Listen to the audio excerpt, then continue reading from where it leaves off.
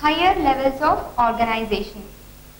The higher level of organization, that starting from the organism, increase in complexity, is the first one is population,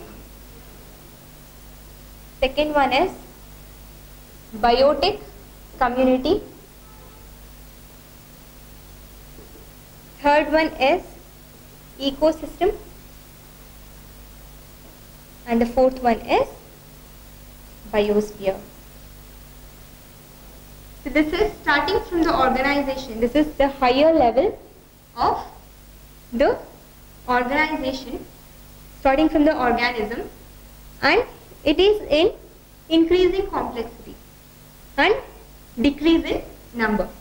The different population will constitute one community, and one or more communities will constitute one ecosystem, and one or two ecosystems will be one biosphere. Here this is increase in complexity and decrease in number down the line. Let's take the first one, population. What is population? All the species of the same kind which comes under one location or an area is called population. See, the human beings which comes under one particular area is called human population, and the animals which comes under a particular area is called animal population. There are different populations. The human beings belongs to a species called Homo sapiens. This is the biological name for human being. This is called population. The species of one kind, okay, which comes under one location. That is called population. Let's move on to community. It is biotic community. Bio means life. Okay. Biotic community is the living community. Let's take an example of community. What community is? To explain this, let's take a piece of land where the wheat crop is grown. Along with the wheat crop in the land, we have weeds, the unwanted plants which are there in the wheat crop, and then there are some birds which feeds on the wheat, and there is bacteria in the soil, and these constitute different populations. See, this is the wheat crop population, and this is weeds population, that is bacteria population, and that is bird population. These different population will constitute a community, that is biotic community.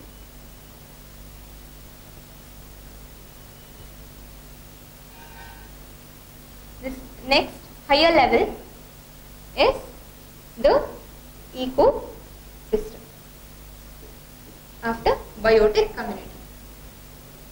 The living things will live with non-living things, and that is called ecosystem. The living things will live with non-living things, and it is constantly called as ecosystem. Combinedly, it is called as ecosystem. See, there are two types of community which lives on, that is biotic community and abiotic community. Biotic community or the community where there is life. Those are plants and animals. And the abiotic constitute air, water and soil. This is combinedly called as an ecosystem. In biotic, there are producers and consumers. Producers and consumers. They are also called as autotrophs and consumers are also called as heterotrophs.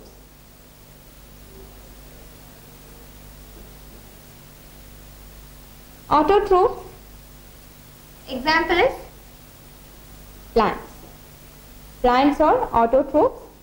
Autotrophs are the one which will produce their own food. Plants produce their own food, and consumers or heterotrophs are the one which rely on other plants or animals for their food. In consumers or heterotrophs, we have two types. One is herbivorous and another one is carnivorous. Herbivorous are the one which depends on the producers or the plants for their food, and carnivorous are the one which depends on the animals for their food. Example for herbivorous are, say, rabbit. Okay, this is an animal which depends on the plants for their food. And say carnivorous is lion. Lion will feed on other animals and it will live. So this is a carnivorous animal. And there are decomposers as well. Producers, consumers, decomposers or saprotrophs. There are some bacteria which will decompose the materials, okay, and decompose the dead animals and plants. Okay, those are called decomposers or saprotrophs. This is of ecosystem. And the above level of the ecosystem is biosphere. One or more ecosystems will constitute a biosphere. The different sections of biosphere are, first one is lithosphere, hydrosphere, atmosphere and living organisms.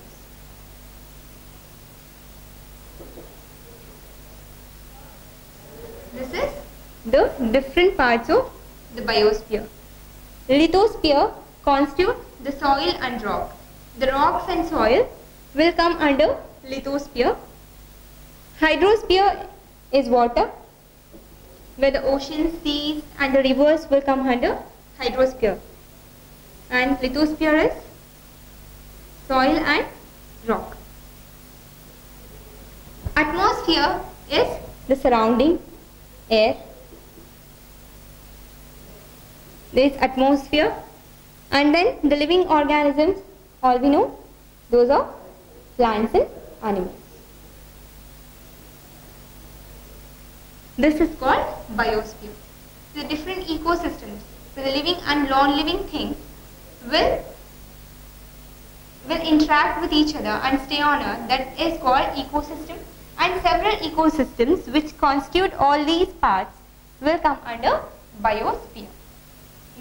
These are the higher level of organisms. One is population, then comes biotic community, then comes the ecosystem, then the biosphere.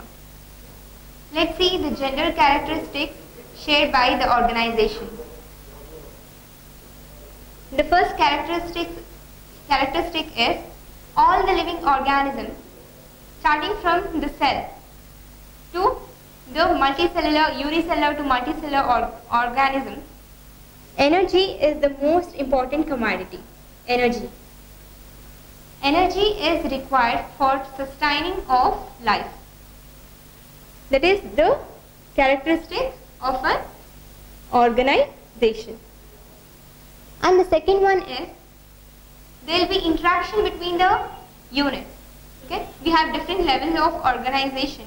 in which each level interacts with the other level. See, the different organs will interact with each other. The units will interact with each other and they will cooperate and they will compete. Okay, that is, second one is the complexity.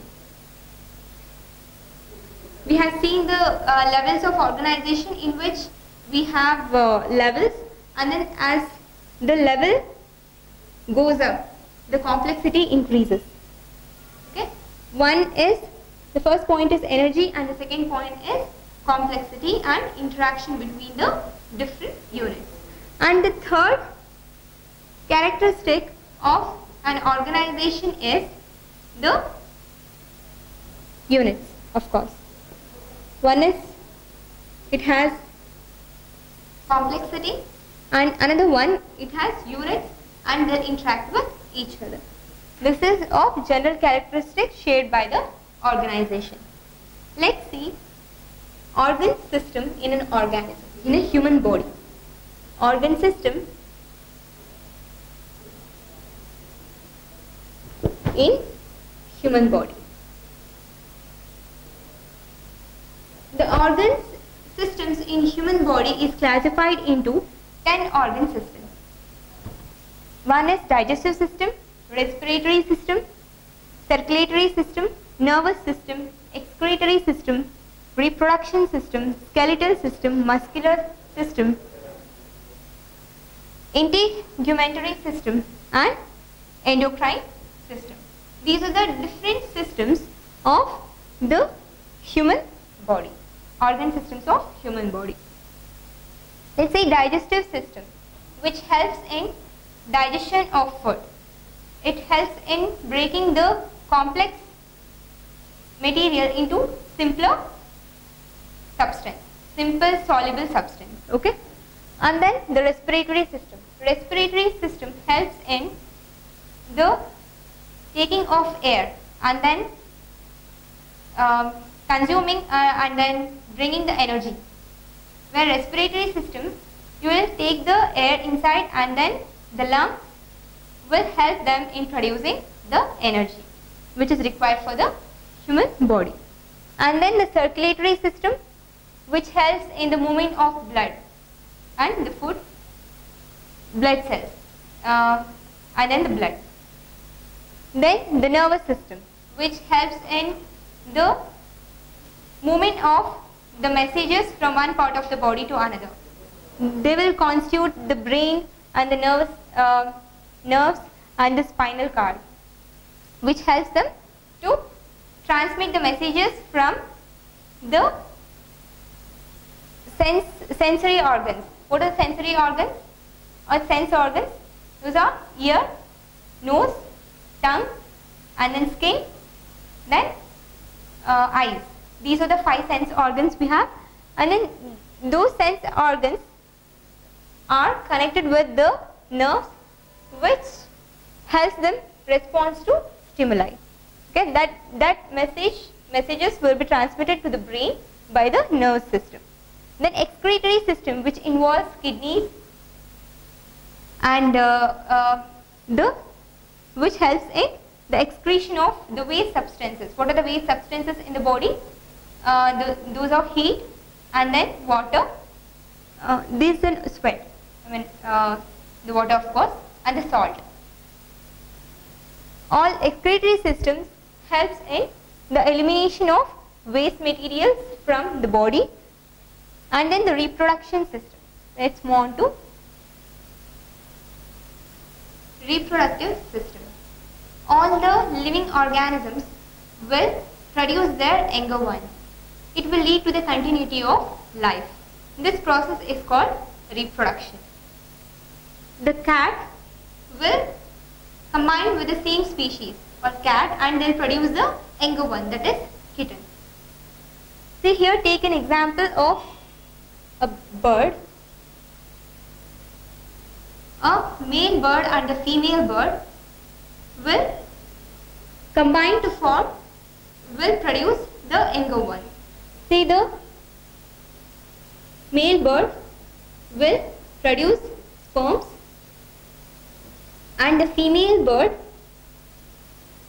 will produce the reproductive cells called eggs, and the sperms will fuse with the egg and it will become bigger in the female body, and the female bird will lay the egg, and the bird will sit on this egg for 2 or 3 weeks to warm it up, and the egg will hatch to a bird. This is the reproductive system, reproduction process in birds. Likewise, in human beings, the male reproductive organ, testes, will produce sperms. Those are the reproductive cells of male in human beings. Okay, that is, those are sperms. And then in females, there is reproductive organ, ovaries. Those will produce ovum. That is the reproductive cells produced by female, and this sperm and ovum will fuse, and this is called fertilization. Fertilization. And the ovum or the process will lead to, that is called fertilization, and the ovary, okay, in the mother's stomach, the baby will grow, and then the mother will feed the baby. Okay, that is, the mother will produce the milk for feeding the younger one, and then the mother will look after the children. This is the reproductive system in human beings. Then let's move on to skeletal system.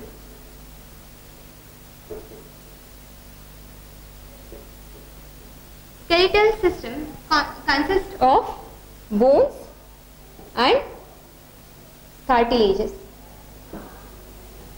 Okay, the bones, there are 300 bones when the human being, when the human beings are born, or when they are babies.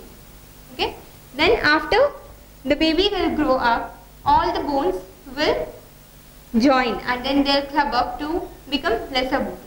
Okay, there might be approximately 280 bones in the grown up human being, and then there are cartilages, which are soft material than that of the bones, which acts as a levers for the bones. Okay, what are the characteristics of bones? Bones will provide protection,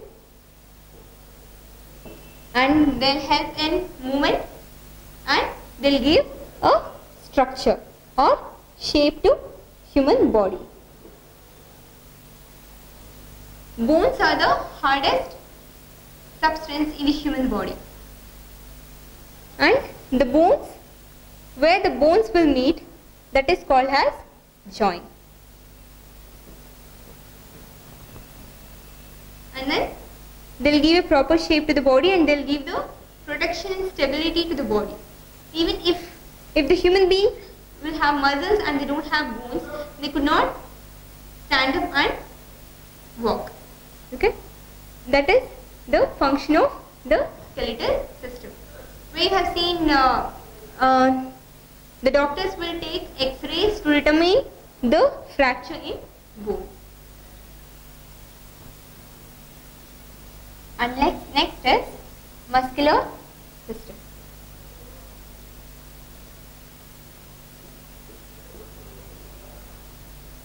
Muscular system consists of muscle tissues. Those are the muscles which is beneath the skin. Okay, this helps, the muscular system helps in movement of the human body. The contraction and relaxation of the muscle helps in movement of human body. This is all about organization in living thing, part 1. Thank you.